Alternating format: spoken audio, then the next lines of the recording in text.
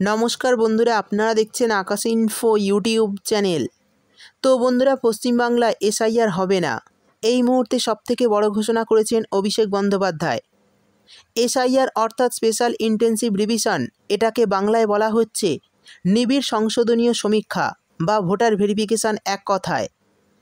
এই voter verification পশ্চিমবঙ্গে হবে না, অভিষেক বন্দ্যোপাধ্যায়ের বক্তব্য। অভিষেক বন্দ্যোপাধ্যায় ঠিক কী বলেছেন?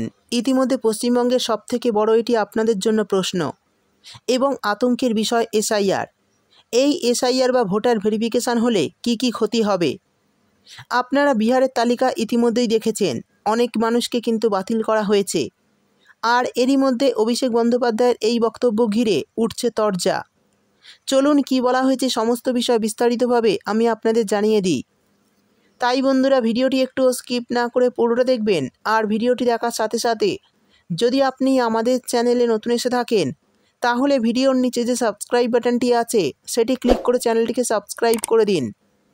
আর পাশে থাকা নোটিফিকেশান বেলটি অন করে রাখুন এই ধরনের গুরুত্বপূর্ণ ভিডিও সবার আগে পাওয়ার জন্য।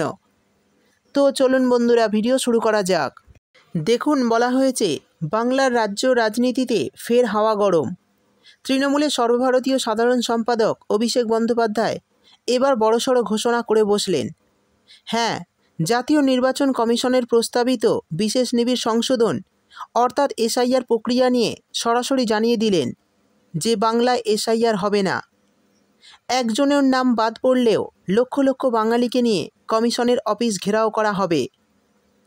সম্প্রতি বিহার বিধানসভা নির্বাচনের আগে জাতীয় নির্বাচন কমিশন এসআইআর প্রক্রিয়া চালু করেছিল। শোনা যাচ্ছে যে খুব শীঘ্রই তা বাংলাতেও চালু হতে পারে। আর এই প্রক্রিয়ার আওতায় ভোটার তালিকা পর্যালোচনা করা হবে, জানিয়ে রাজ্যের শাসক দল বাঙালি অস্মিতার আঘাতের প্রসঙ্গ তুলেছে। মুখ্যমন্ত্রী মমতা বন্দ্যোপাধ্যায় আগেই এই বিষয়ে কড়া জবাব দিয়েছিলেন, আর এবার সেই সুরে সুর মেলালেন অভিষেক বন্দ্যোপাধ্যায়। দিল্লিতে রাহুল গান্ধী সহ বিরোধী দলগুলির সঙ্গে বৈঠক শেষে অভিষেক বন্দ্যোপাধ্যায় জানান, যারা হ্যাঁ স্যার বলে নির্বাচন কমিশনকে বিক্রি করে দিয়েছে, আমরা তাদেরকে সতর্ক করছি।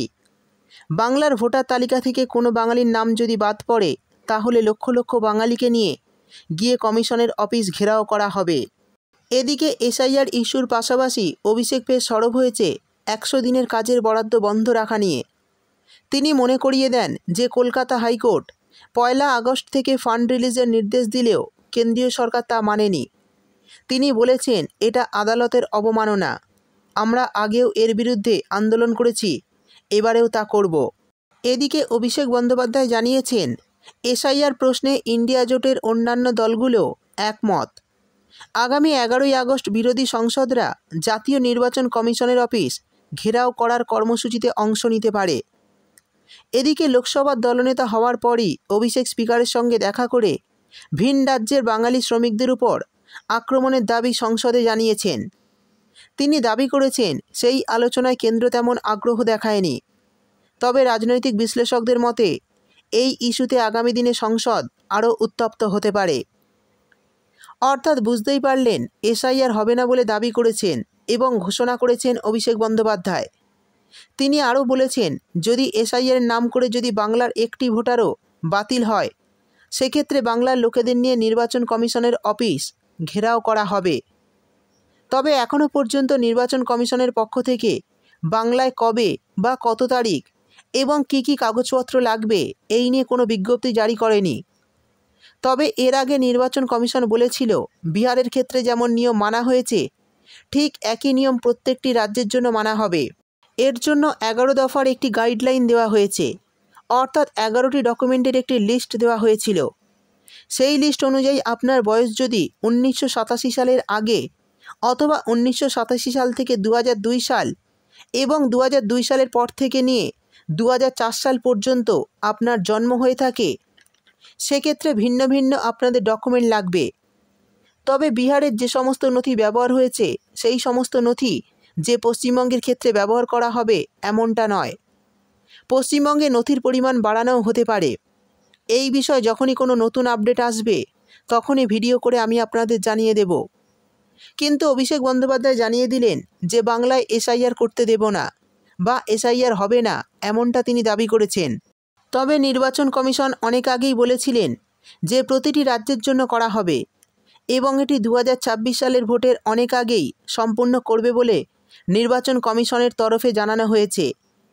তো বন্ধুরা, বুঝতেই পারলেন অভিষেক বন্দ্যোপাধ্যায় কিন্তু সরাসরি ঘোষণা করে জানিয়ে দিয়েছেন যে পশ্চিমবঙ্গে এসআইআর হবে না। তো এই বিষয়ে যদি আগামী দিনে কোনো আপডেট আসে তাহলে আমি আপনাদের ভিডিও করে জানিয়ে দেব। এই বিষয়ে আপনাদের কি মতামত অবশ্যই কমেন্ট করে জানাবেন। ভিডিও ভালো লাগলে ভিডিওটিতে একটি লাইক দিয়ে দেবেন এবং আপনার বন্ধুবান্ধবদের সঙ্গে বেশি বেশি করে শেয়ার করবেন। ভিডিওটি দেখার জন্য আপনাকে অসংখ্য ধন্যবাদ।